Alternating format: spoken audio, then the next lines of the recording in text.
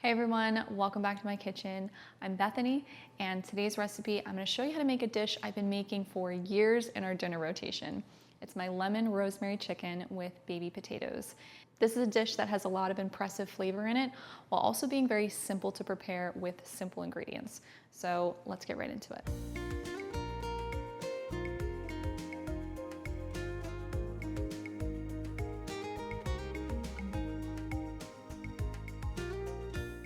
So the first thing that we want to do is make our sauce for the chicken. This is really what gives the dish all the flavor. So first we're going to do half a cup of chicken stock or chicken broth. That's going to be our base for the sauce. Then a tablespoon of olive oil, a nice good cooking olive oil. Then 2 teaspoons of freshly chopped rosemary. This is going to give a really nice herbed flavor to the whole dish. You can also use dried rosemary if you'd like. Then we'll use 2 tablespoons of freshly squeezed lemon juice. Now the lemon juice is what gives it that acidity, but the zest of the lemon is really what gives the lemony flavor to the whole dish. So we're gonna use both the juice and the zest. Then we're gonna do 1 teaspoon of the zest of a lemon. And you don't really want to get any of the pith of that, you just want the zest. Some lemons actually have a lot of zest on them. These ones just don't. They're very thin. So I have to use about 2 lemons to get enough zest into this recipe. I'd say just about 2, but 1 was definitely not enough. We used to live in Los Angeles, California, and I loved that I had access to so many fresh lemons. Our friends grew them on their trees, or you would just walk through a neighborhood and there would be a bowl of free lemons that people had grown in their backyard. So I miss that a lot. All right, that should be enough. Okay, do not go against the grain, Bethany. Then we'll use the same zester that we used to mince 4 garlic cloves. Then 1 tablespoon of honey or maple syrup. We just want to balance out the acidity of the lemon juice in there. Then we'll do 2 tablespoons of Dijon mustard. This is really gonna add a nice tangy flavor to the sauce and a lot of flavor to the sauce as well. Then, of course, to season it, we'll do 1/2 teaspoon of salt. And then a generous pinch of black pepper. Then we'll whisk all of this together.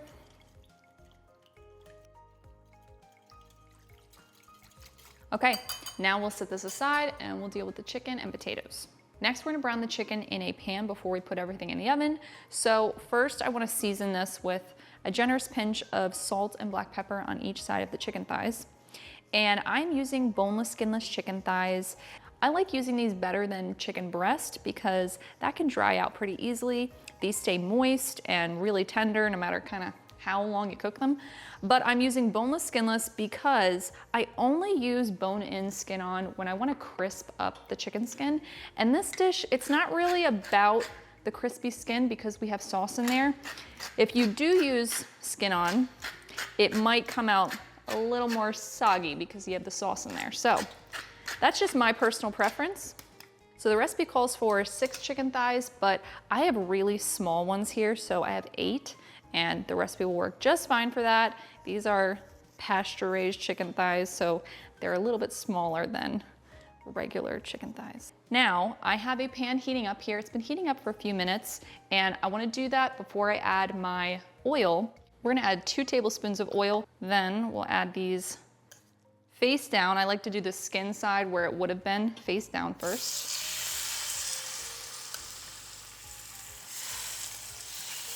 We're just gonna brown these for 2 to 3 minutes on each side.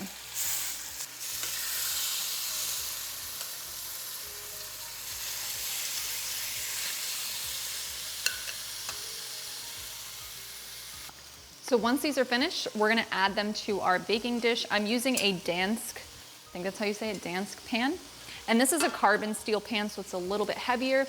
You can use a glass baking dish or stainless steel. I used to use cast iron skillets with this dish, but I found that they really absorbed a lot of the sauce. So I don't really recommend them anymore.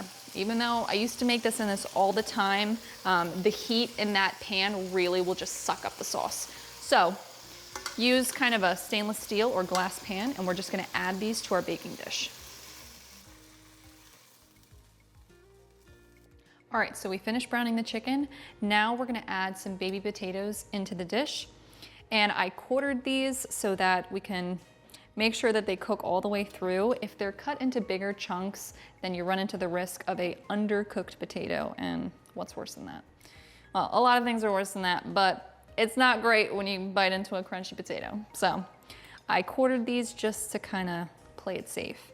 And we're doing about 2 cups of that. And I'll just arrange them around the chicken thighs so that they're not kind of covering them, so we can get a nice browning on the chicken while they roast. Then the sauce that we made earlier, we're gonna pour over top.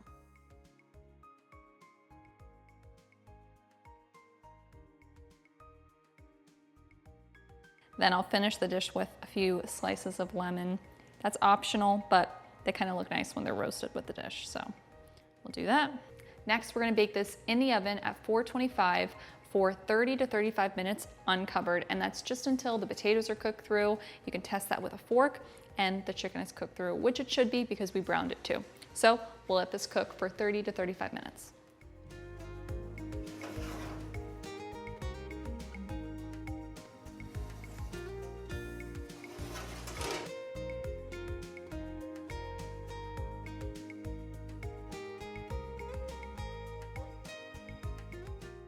Okay, so the dish is finished in the oven. Drew's here to taste.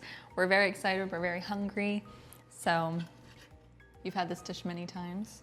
Always delicious. One of my favorites. Okay. Phenomenal. Yeah. So good. So, so good. I love that punch of lemon, but it's not overpowering. Yeah. It's just perfectly balanced with everything. It has so much depth of flavor in the sauce and in the chicken and the potatoes.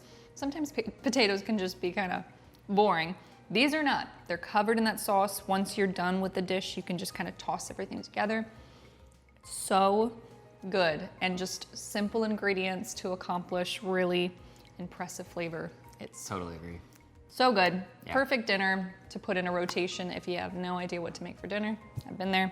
This is always a favorite of ours. I feel like when we first got married, this was like a weekly rotation, maybe even like twice a week. We have this one. I love it. Yes, good. I'm it. glad. And for side dishes that you can serve with this, we a lot of times will serve this with rice and a salad, some bread on the side. But I really like that it's made with potatoes because that's kind of helping complete the meal a little bit. But you can serve it with a vegetable, rice, salad, whatever. So as always, if you guys get to try this recipe, I would love to hear what you think, especially this one. It's one we've been making for many years. And so you can leave a review on our website or in this video, you can leave a comment. And thank you guys so much for all the likes and subscribing lately. It's just meant so much to us and we appreciate it. It's a great way to support our channel, help our videos get out there more, and we really appreciate it. So as always, we'll catch you on the next recipe.